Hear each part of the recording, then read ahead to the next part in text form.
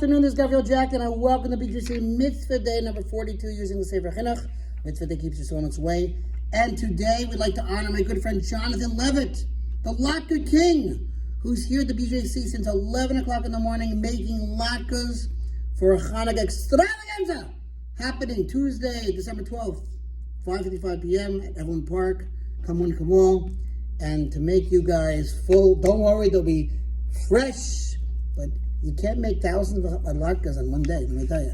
All right, we're up to a new mitzvah, and it's in a new parsha. Parsha's Mishpatim has a total of 24 mitzvahs, 16 positive mitzvahs, 8 negative mitzvahs, and here is one of the positive mitzvahs.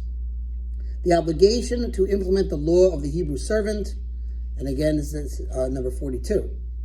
If you buy a Hebrew servant, he shall work for 6 years, and in the 7th year he shall go free for no charge. And that's again from Exodus, Parshas Mishpatim. In early times, it was possible, under certain circumstances, for one Jew to purchase the rights to have another Jew serve him as a Hebrew servant, who must perform work for the term of his service without further compensation.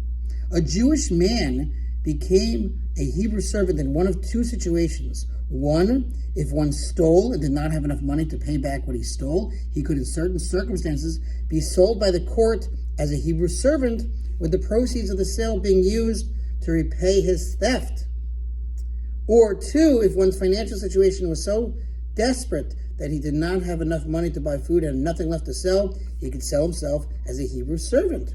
Only an adult man could be sold as a Hebrew servant. A woman was not sold for her theft, nor could she sell herself as a maidservant.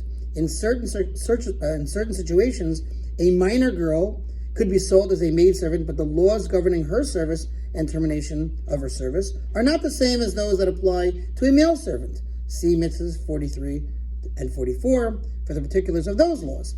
A male minor could not sell himself, nor could he be sold as a Hebrew servant by court or by anyone else. We are commanded to implement the laws of the Hebrew servant as they're written in the passage that discuss these laws, as it is stated, if you buy a Hebrew servant, he shall work for 6 years, etc. That is to say, we are obligated to perform with regard to the Hebrew servant those things that we are commanded in this passage.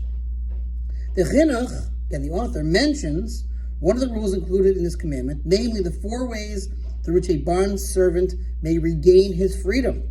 This includes, for example, to discharge him 1, at the beginning of the 7th year from the start of his service, or 2, even during a 6-year term of service, if the Jubilee year occurs then, the 50th year, or 3, through the method of deduction of money, or 4, upon the death of his master when the master is not survived by a male child. Also included in this mitzvah is implementing with the nirtza, see what that means, those laws that are written regarding him. All of these laws are to be followed in accordance with what was taught to us in the oral tradition by our sages of blessed memory, derived from the written verses as explained in the first chapter of Tractate Kedushin, and we will continue with this mitzvah tomorrow. Thanks for listening to Sponsor Mitzvah. You know what to do. Triple Match campaign coming up, folks.